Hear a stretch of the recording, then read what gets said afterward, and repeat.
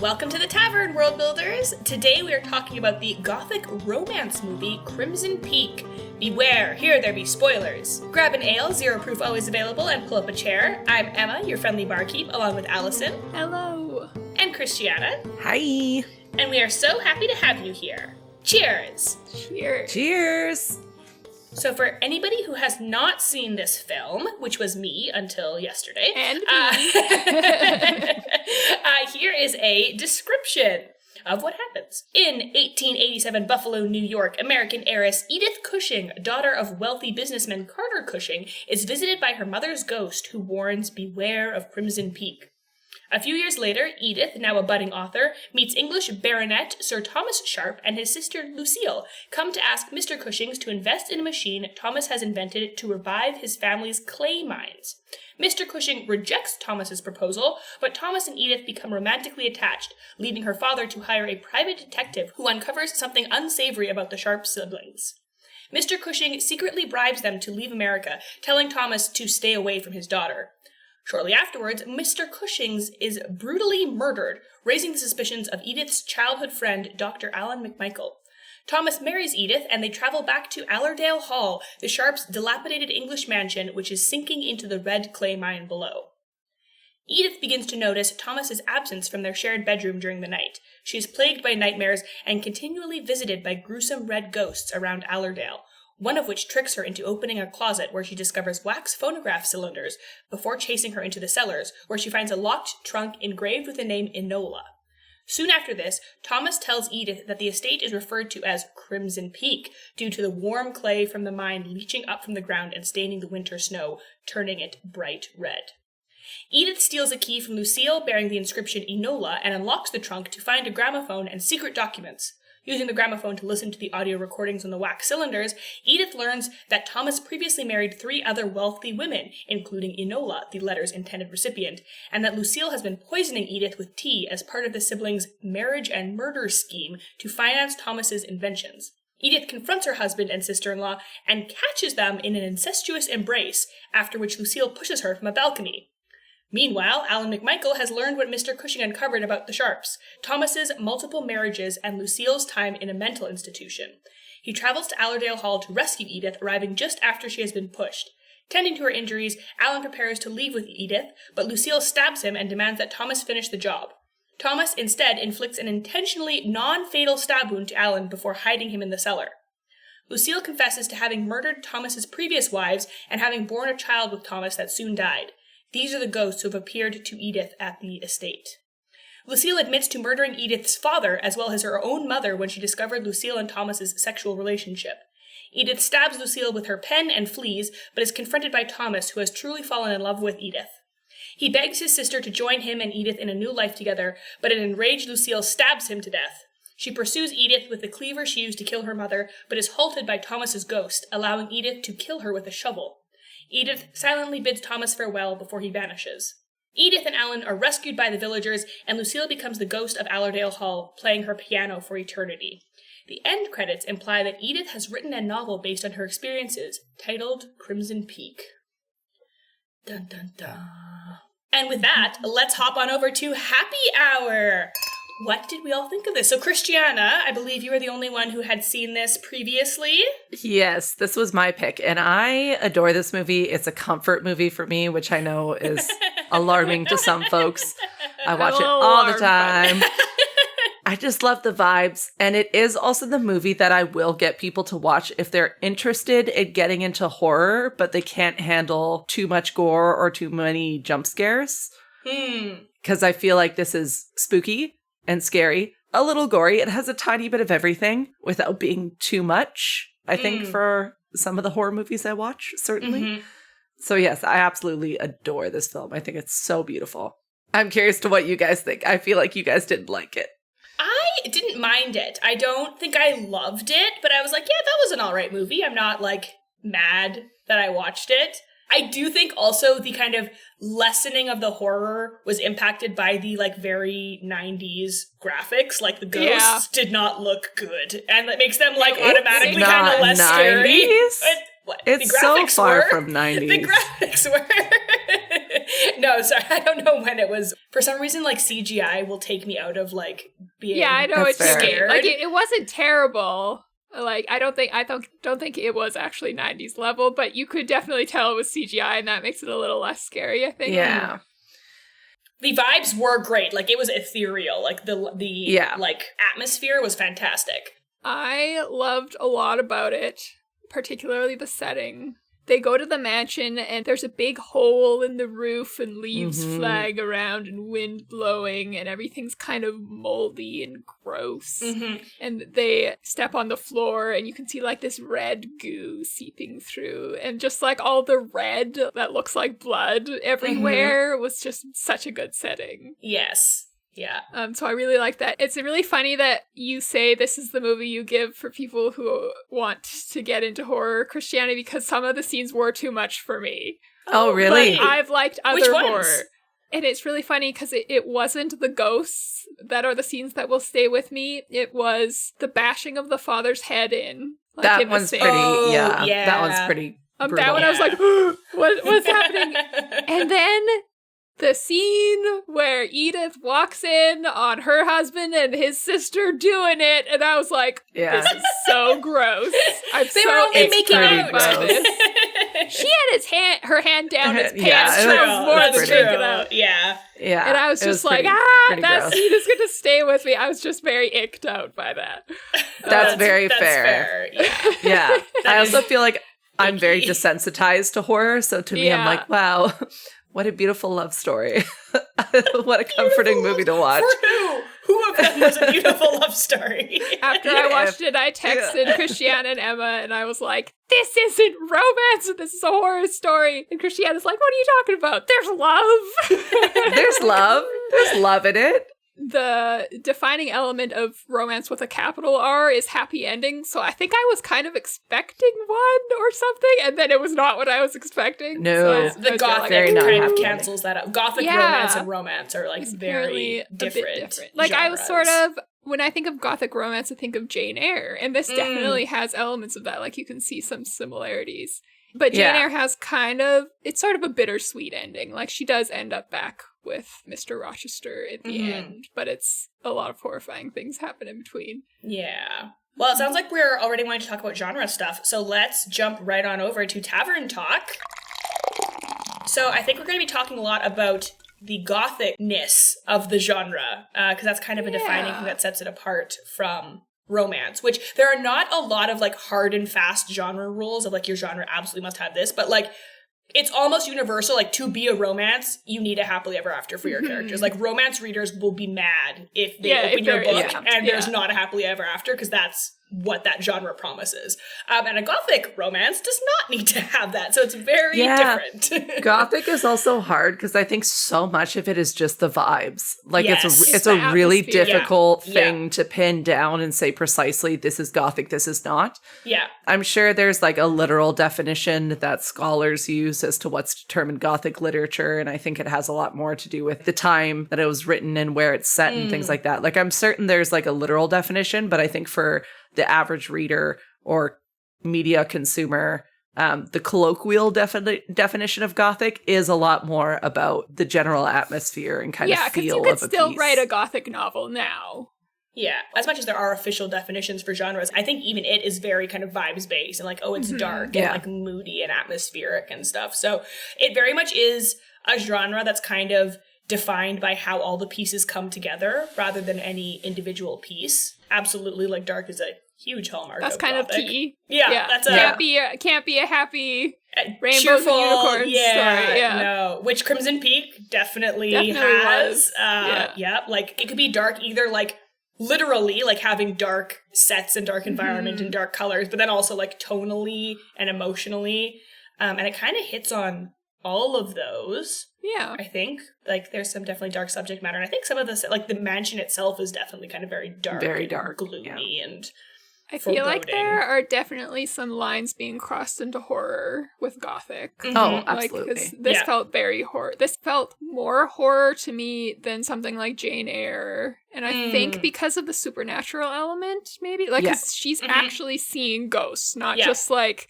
the idea of maybe there's ghosts, like there's literal Right. ghosts that you see. There's a whole bunch of them. Yeah. Yeah.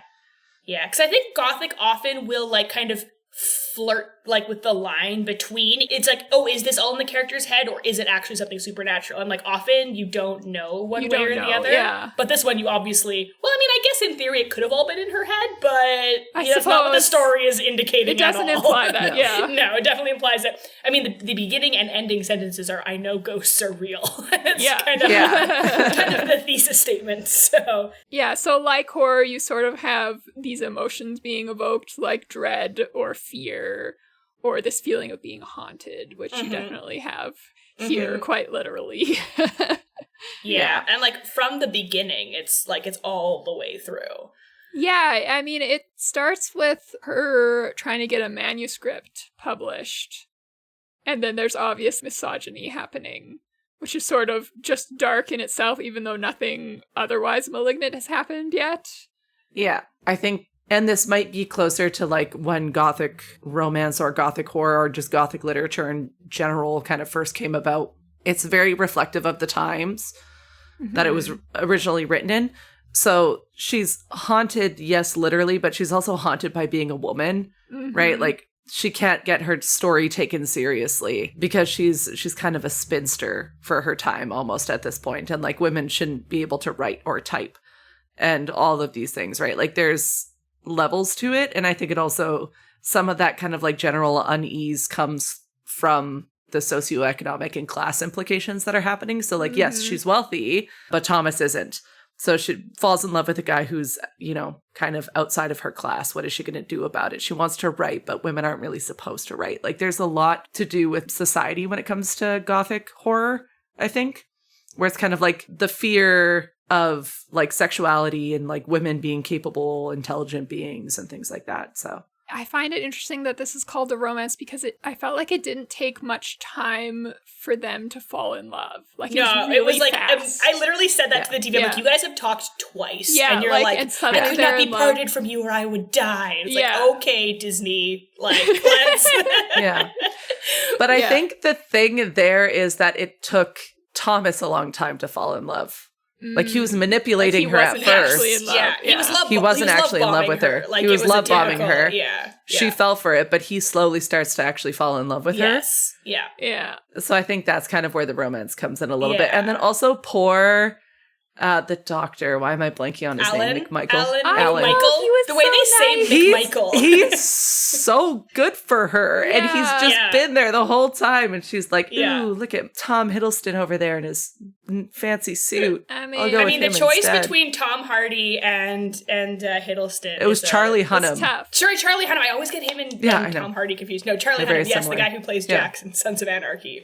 But that's a tough choice. I was kind of like at the beginning. I was like, oh, is he the best friend going to turn out to be a creep? Like, is there going to be a scene where they like, you know, that too. She rejects him and he turns into a jerk. Yeah, but there was nothing. He was just like kind and nice. Good guy. And, just nice to see.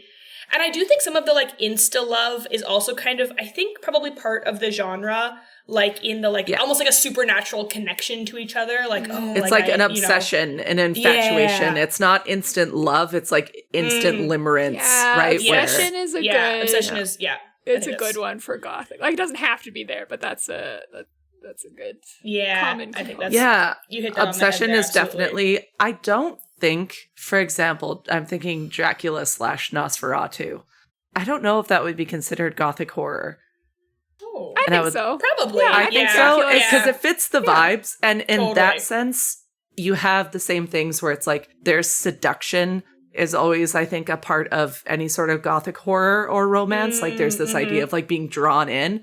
And someone with power, some sort of evil entity having like an obsession over this innocent individual. I think it's a very common sort of trope. Yeah. And also like speaking to that societal fear also, like you were saying before, of like, oh, this man comes and seduces your daughter and takes her away and who knows what's gonna happen. Yeah, exactly. And God forbid, not only does he seduce her and take her away, she actually enjoys it. Like it's even scarier. She's not kidnapped by a monster and held in a tower. She goes willingly. Yeah. So. Yeah.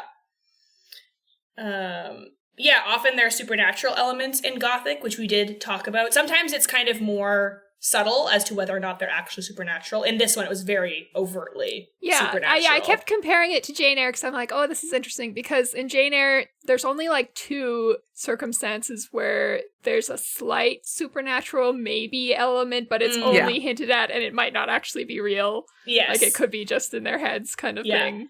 And then this was like, whoa, blood-covered ghosts, skeletons. Yeah. All right.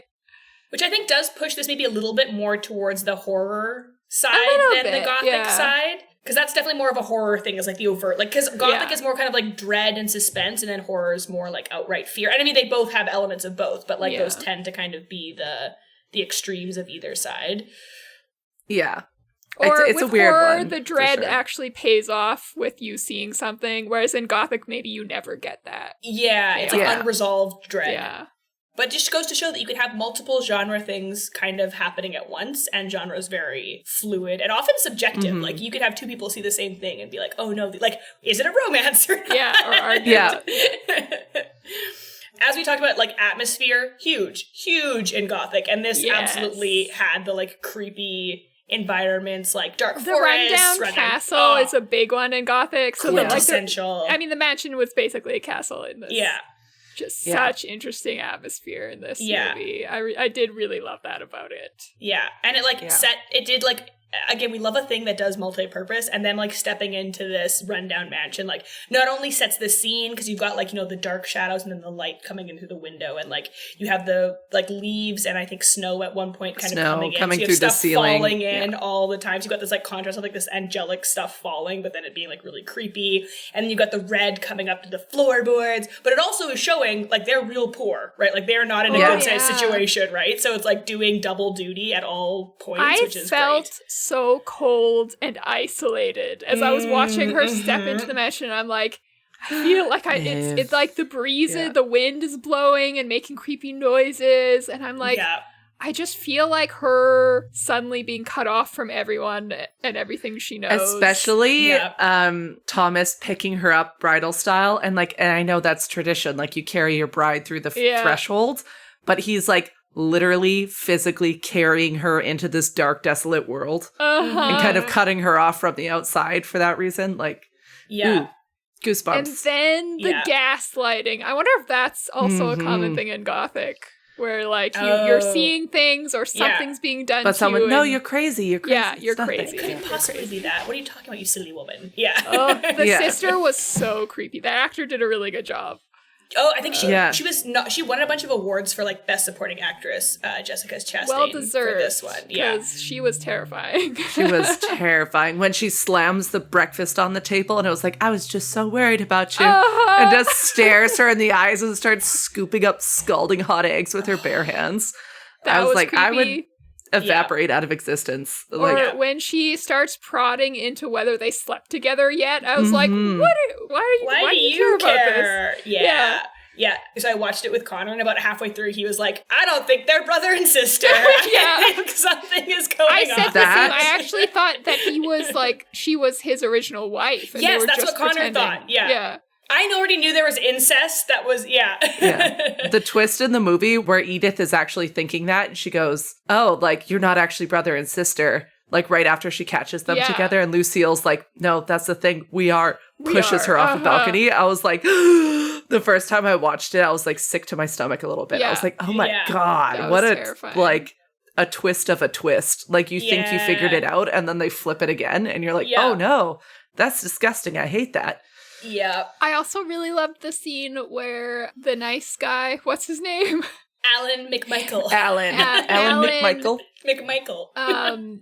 He gets stabbed, and then Thomas comes up to him and is like, if I don't do this, my sister will. Now tell me where to stab you, because you're a doctor. Mm-hmm. And at first when I saw that, I thought he was telling him, or asking, where do I put the knife so you'll die right away, so like you don't suffer? Yeah. But then it turns out that it was that he was asking where to put it so you won't die. Yeah. So I really liked that. Yeah. There is no, like, huge epic love story in this, because, like, Edith falls in love with Thomas, but then he's a creep. And then Thomas falls in love with Edith, but he's also still a creep. And then Alan and Edith clearly are going to get together, but we don't really get anything of that from them. But you do get the, like, romance in that you do see, like, there's a big impact of the love, because that, like, completely changes Thomas's whole character. Like, because of him falling in love with Edith, he, like, turns against his sister and spares Alan and everything. So there definitely is... It's just it's all kind of unrequited, or like half of a romance, or like the impact of love without the like romantic part of love. Yeah. Which is interesting. Yeah, I mean, after I watched it, I was like, I'm gonna die on this hill that this is not a romance.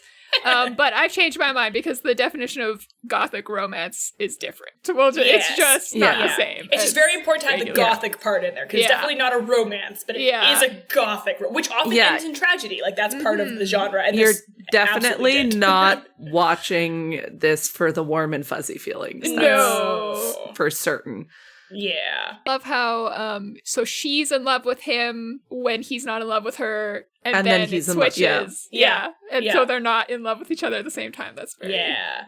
It's very much a romance in the way that, like, Phantom of the Opera is a romance, which is, like, another kind of Gothic story. Yeah, that's a good point, Yeah. I would say also, like, to some extent, Romeo and Juliet. I know Romeo and Juliet is pretty solidly a tragedy, but I mean, there wouldn't be 4 million love songs about Romeo and Juliet if people didn't interpret it as a romance, right? I guess I wouldn't call it Gothic, but it is this type of romance. It's like that kind of, it's a very tragic love. Yeah. And I mean, there's a difference between, clearly, like, a book having romance in it and it being a romance. Yes, a capital R romance. Yeah, because there can definitely be love stories. I mean, there's love stories in almost every, like, most novels have, like, some sort of It's unusual not to have one. Yeah. Which is Edith's whole problem in the beginning. Yes. She's just trying to write a book about ghosts, and they're like, it needs romance. Yeah. Because that's so often in real life something that, like, female authors get told. She was also really clever about it. She's like, I'm going to type it up so that they can't see my nice handwriting. And, like, I assume maybe she was going to use a pen name or something, too. Yeah. It was really sad when her dad was killed, because he was also a nice guy, like, so supportive. And I mean, at first I thought he was really mean and cruel, because it didn't seem like he had a good reason to dislike Thomas, and I wasn't sure that Thomas was a bad guy. I didn't really know at that point. Yeah. But it turned out his gut was right. Yeah, he was right.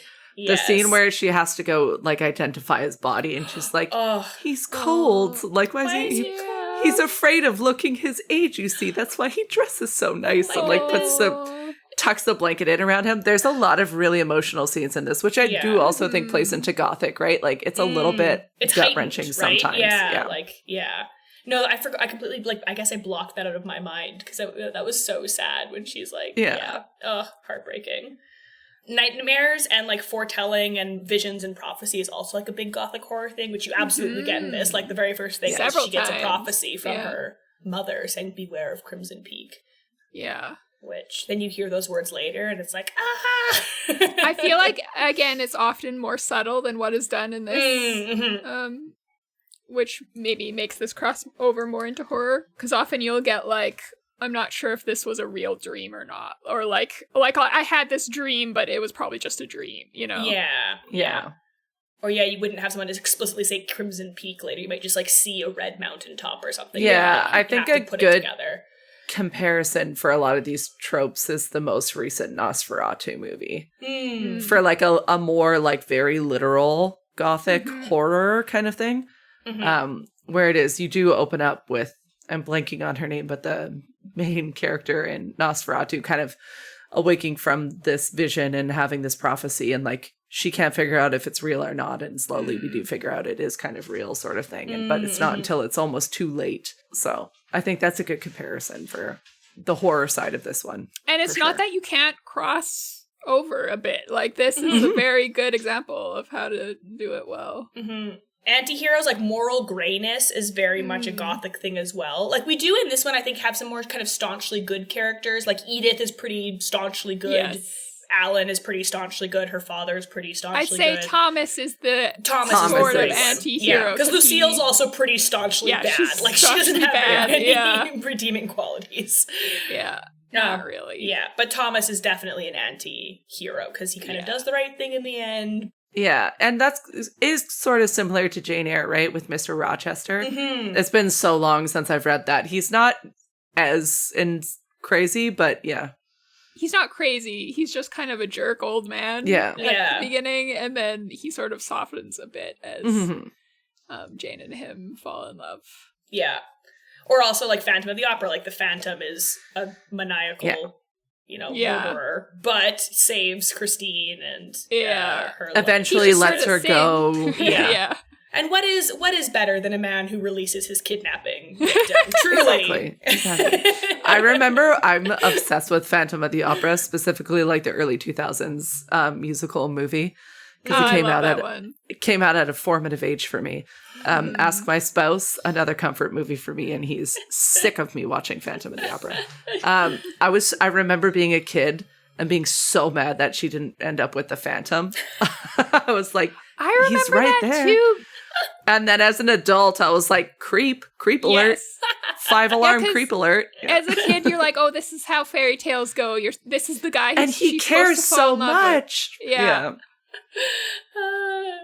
That's so funny. I still kind of feel that a little bit about this one with Thomas, even though he's so creepy and awful. I'm like, but maybe what if they did get together in the end? But even at the end, though, he's like talking to Lucille. He's like, Lucille, like, come away with me. The three of us can start a new life together. And you're like, ew. No. Like, it's gross. You know what? I think I maybe swayed because Tom Hiddleston is so attractive that I'm like, maybe. I don't know. Gross, maybe I could put up with it. Oh my goodness. Gender plays a really big role in like Gothic, like gender fears and like a dread about gender roles. Stuff with like women being in distress and men being tyrannical is often like a big thing. Genre fiction, people like to think that it's kind of divorced from reality, but it so often is reflecting things that are in the real world and like the fears of the time. And like when Gothic literature became popular, those were definitely like, I mean, those are still issues now that people are, like the man having the power. Yes. Several levels of power. Like he usually, not in this case, he usually has the financial power. As well as just like the status of being a man in a society where women are seen as less than, and just has all sorts of control over. And part of the kind of fear and dread comes with, specifically in this story, with those roles flipping, right? Like she realistically has more money than him. She's more outspoken than him. She's very educated. She has goals outside of being a housewife. Sort of thing, right? So like that's kind of part of what's scary. He is down on his luck. He doesn't have this money. He doesn't have control over her because she is so smart, because she is looking for these things. So I find a lot of Gothic stuff does play with that in the sense, right? It's often like either a woman who is going outside of her social norms for some sort of pleasure. Like you see that in Nosferatu, right? Where it's like, it is kind of sexually charged and it's really about like a woman exploring her sexuality to some extent, and that's the scary part. In this, it's a woman who's challenging her role in society, and that's kind of the scary part. Like that's part of why her dad is so freaked out and so controlling. And then you see the man down on his luck and kind of not having the upper hand in this situation. Plays with that quite a bit. I felt a lot of dread when she got the letter to sign. And I was like, oh no, this is the last thing you have to do, and then you're no longer useful anymore. Don't sign it. Don't sign it.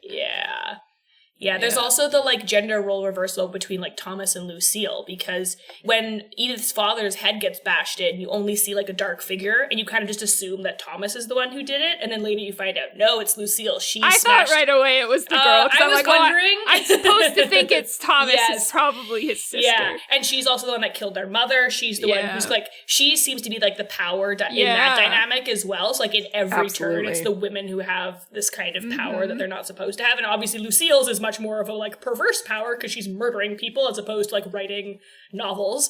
But how dare she? You get the really good version of this from Edith, and then the really awful version. Yeah, exactly. That's a really good point. I haven't thought of that before. Yeah. And then, of course, you have the whole taboo of like the incest, and which is very often so like yucky. in horror and everything. There's taboo and making you uncomfortable is what happens. There's more to horror than ghosts and jump scares. It's about unsettling feelings all around. Yeah. So, Well, and also the horror of, like, you get these little tidbits about their childhood, which is just awful, and, like, how they were completely, Lucille and Thomas, and, like, how they were completely unloved, and their parents were abusive, and, like, they only had each other, and, like, you're like, oh, this is so tragic for so long. This story started so long ago, and none of you had a chance. Yeah. Yeah. Yeah. That also kind of ties into the morally gray to some extent. As gross as the relationship is and as horrifying as their bond is, I think it adds to the Gothic horror and romance and all these things are kind of about those taboos, but making you feel bad for them to some extent, even if you don't want to. So. Yeah. That's very true. I would have loved to see them push that even more with Lucille. Like, because a lot of her emotion was either kind of like being creepy and stoic or then like just angry like and rage. violent. Yeah. Yeah, I think seeing some of the like, you know, the fear of being alone or like the fear of losing somebody she cared about. If we had seen a little bit of that, I would have really liked that as well. But I mean, also the way her fear manifests is clearly just homicidal rage. So what are you going to do? Fair. Yeah, they made her almost feel inhuman because you never see those emotions. So, certainly a choice. Yeah. With that, let's head on over to Proprietor's Pick. Allison, we have mentioned very many Gothic romances, Gothic novels, horror Gothics. What have you picked as our comparison novel for today? I've picked a novel from 2022 called One Dark Window by Rachel Gillig. Here's what it's about. Ooh. Elspeth needs a monster. The monster might be her. Elspeth Spindle needs more than luck to stay safe in the eerie, mist-locked kingdom of Blunder. She needs a monster. She calls him the Nightmare, an ancient mercurial spirit trapped in her head. He protects her. He keeps her secrets. But nothing comes for free, especially magic. When Elspeth meets a mysterious highwayman on the forest road, her life takes a drastic turn. Thrust into a world of shadow and deception, she joins a dangerous quest to cure Blunder from the dark magic infecting it. And the highwayman? He just so happens to be the king's nephew, captain of the most dangerous men in Blunder, and guilty of high treason. Together they must gather 12 Providence cards, the keys to the cure. But as the stakes heighten and their undeniable attraction intensifies, Elspeth is forced to face her darkest secret yet. The nightmare is slowly taking over her mind, and she might not be able to stop him. Ooh. Dun, dun, dun. That sounds so up my alley. It's not even funny. Really Yeah, it sounds really creepy, and you have sort of that Gothic romantic element. Yes. I get some Phantom of the Opera vibes, like she's got this guy in her head, kind of like the Phantom talks Yeah. to The angel, Christine, Christine. Angel and- music, yeah. Although I will say the name Blunder for the kingdom is throwing me off a little bit. Like, it almost sounds comedic, and I'm like, does, is this almost. I'm like, what is the vibe of this? The rest That's very of the story doesn't sound comedic, No, though, so that's interesting. Yeah. That one sounds good. Yeah. And with that, we are at last call. Here are our concluding thoughts and questions for things that you can take from the world building of Crimson Peak and apply to your own writing. Christiana, what do you take away from the world building of Crimson Peak? Yes, so I'm going to talk a little bit more about horror, and I know I've talked about this on the podcast before, how I think romance and horror can almost be the same genre in some ways, because it is all about tension, right? Yeah. It's all about tension and heightened emotions. So I think this applies to both. Crimson Peak is a fantastic example of building tension. It has ghosts, it has jump scares, it has gore, but the really scary parts, the really upsetting parts, the things that stick with you are about that tension and that unknowing. Like, will they, won't they? Will it happen? Will it not happen? And it's really leaving room to breathe in the questions that you're asking to allow that tension to build, I think is really important in world building. Because this could have been the moment she walked into the mansion. She was being hunted by axe-wielding ghosts. Kind of thing, right? It could have been that very easily, but it wasn't that. It was really about you don't know what's happening. I think that works both in romance and in horror, but specifically in the Gothic subgenre, it is that question of what is really going on here. And that helps build that tension that's so vital. Yeah. Mm-hmm. Yeah, the comparison between the two genres is so interesting. Because also, even if you think of, like, you know, like flirty banter, which is often a part of romance people really like, that's all about kind of trying to, like, destabilize the other person and kind of, like, get them off their balance. Yeah, and you see it in horror films. They're trying to, like, give you hints of, like, oh, something bad is going to happen. Am I a bad guy? Am I not a bad guy? Yeah. Right? It's all about that kind of unknown and that tension, I think, in both genres. So I really love Gothic romance and Gothic horror romance, if that's what we want to call this one, for that reason. I live off that tension, so. Totally. Allison, what do you take away from Crimson Peak for world building? Thinking of setting as character can be a really fun exercise and helpful exercise. And this movie is a really great example of that because, like, if you plunked these characters and put them somewhere else, it wouldn't work. No. If they had stayed in Edith's home, you know, she would have still been surrounded by people she knows and likes, and it wouldn't have been the same. She wouldn't have been in this creepy mansion with blood-like substance creeping up from the floorboards and howls of wind blowing through the walls. You know, it would be a very different story. So I think it can be helpful thinking about, okay, setting isn't just this random backdrop. It's actually something that could be intrinsic into your story and really make it feel like a certain atmosphere, which maybe brings us to your point, Emma. I was going to say, yes. So I also, like, just for me, like, one of the biggest things of Gothic is that, like, atmosphere. Yeah. And the, like, so I'm just like, so my note here is just atmosphere in all caps. But thinking of ways to, like, mine might be more of the, like, how do you get that atmosphere? Because it's a very, like, evocative, very, like, imagery heavy sort of genre, which it can be difficult to translate to script or to writing, because obviously in a film you can just show things. But so I think actually watching Gothic horror films can help you, even if you're writing them, to get that sense of, like, oh, what are some elements that make for a really interesting, moody atmosphere. Things like that, like constant falling from the ceiling, like snow and leaves. Things like the contrast of, like, light and dark. Things like shades of gray and, like, rugged elements, so wind whipping, craggy rocks, that sort of thing. And I think that if you want to infuse that into your writing, just practice writing scenery. Even if you find a picture online of something that looks evocative, and, like, to find a picture of a dark forest, find a picture of a rugged cliff, and describe it. How would you describe this in the most kind of moody, eerie, atmospheric way possible?